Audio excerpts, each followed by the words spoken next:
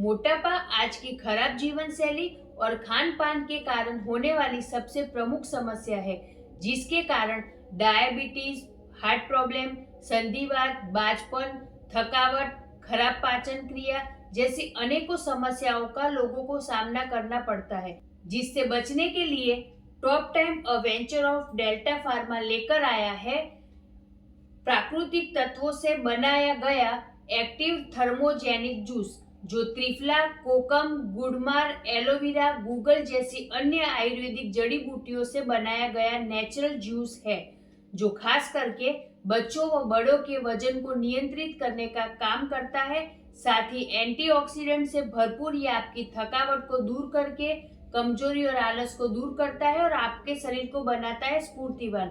ये पाचन क्रिया को नियमित करने में भी उपयोगी है। ये फैट को और मोटापे को भी दूर करता है। साथ ही कोलेस्ट्रॉल लेवल घटाता है और संधिवात में भी ये बहुत ही लाभदायक है। यह प्रोडक्ट कैलोरी बर्न करने के लिए बहुत ही फायदेमंद है और ये clinically proven result oriented product है और कहा गया है कि थर्मोजेटिक जूस मेटाबॉलिज्म एक्सप्रेस भी है। इसका सेवन रात को खाना खाने के आधा घंटे के बाद में आप 30 ml पानी के साथ में कर सकते हैं।